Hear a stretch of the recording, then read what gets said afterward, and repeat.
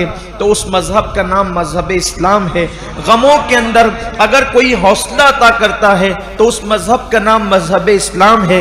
अगर कोई तालीमात जो है बुझे हुए दिलों को खिलती हुई कलियां बनाती है तो उस तालीम का नाम तालीमात मुस्तफ़ा जान रहमत है। ऐसे वक्त में जबकि मुसीबतें मुसलसल आ रही है और मुसीबतें मुसलसल बरस रही है, यकीनन बहुत सारे ऐसे लोग भी होंगे जिनका खजाना जमा शुदा खत्म हो चुका है। यकीनन बहुत सारे ऐसे लोग भी होंगे जिनका खत्म होने के करीब है। इंसान को वहशत है, इंसान को तकलीफ है, इंसान को मुश्किलात है। याद रखिए बहुत आसान नहीं है मुसीबतों का मुकाबला करना, लेकिन इस्लाम मुसीबतों के बारे में क्या कहता है? पहली बात तो यह है, इस्लाम मुसीबत मांगने की इजाजत नहीं देता, यानी मुसीबत मांगो नहीं। किसी ने हजरत सैयदना अबू जर गिफारी के हवाले से इमाम हसन मुजतबा से कहा कि अबू जर गिफारी ये दुआ कर रहे थे कि अल्लाह मुझे मुसीबतें और बलाएं अता फरमा ताकि मैं उस पर सब्र करके तेरा कुर्ब हासिल कर सकूं। इसलिए कि उन्होंने अहदीस में सुन रखा था, अभी जो रिवायतें आपके सामने पेश की जाएगी उसमें मुसीबतों पर बड़ी बशारतें हैं, मुसीबतों का इनाम बहुत ज्यादा है।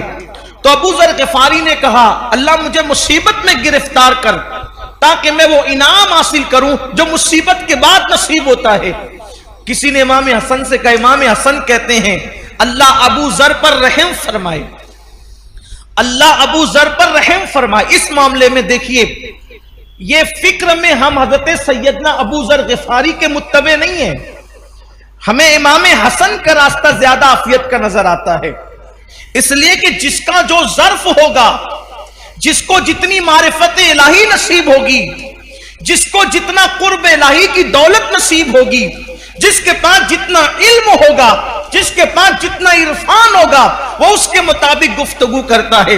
या यूं समझ ले जो जिस मंजिल पर खड़ा है वो उस मंजिल की गुफ्तगू करता है। हजरत अबू जर गिफारी भी कोई कम हस्ती नहीं है, ये जमात सहाबा में सूफिया के इमाम है। ये अहले ज़ुहद में अपनी मिसाल आप हैं। हुजूर अलैहिस्सलाम के सहाबा में जो जाहिदीन सहाबा थे उनमें सैयदना अबू जर गिफारी का शुमार होता है। हज़रत अबू जर गिफारी के हवाले से फरमाया गया कि अबू जर गिफारी वो सहाबी हैं जिन्होंने एक लिबास पर अपनी जिंदगी गुजारी है।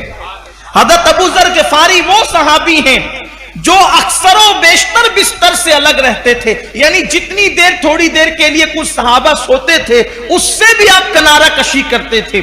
आपकी जिंदगी बहुत खूबसूरत है, किसी मौके पर उसका जिक्र हो सकता है, अल्लाह तौफीक दे। तो अबू जर गिफारी ने कहा ए अल्लाह मुझे मुसीबतों में गिरफ्तार कर। इससे पता चला कि मुसीबतों की अहमियत क्या है, मुसीबतों की लज्जत क्या है, मुसीबतों का मकाम क्या है।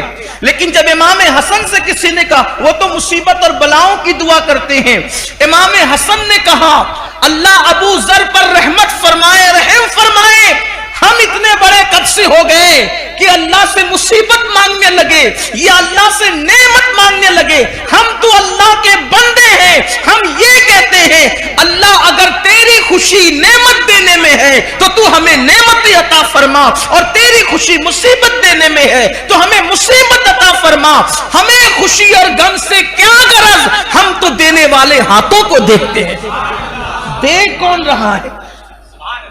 और याद रखिए कि बंदा सब्र करके जो मकाम हासिल करता है, नेमतों पे शुक्र करके भी बंदे को मकाम मिल जाता है। इसलिए बंदे को, हम जैसे बंदों को, खास तौर पे हम जैसे गंदे बंदों को, बंदा गंदा जिसको कहते हैं, हम जैसे गुनाहों की गंदगी में लुथड़े हुए, लिपटे हुए, हमें तो यही कहना चाहिए अल्लाह नेमत दे ताकि मैं तेरा शुक्र करूं, नेमत दे ताकि शुक्र करूं। हमारे बुजुर्गों ने फरमाया नफिल रोजा रखकर सब्र करने वाला और खाकर शुक्र करने वाला सवाब में दोनों बराबर हैं।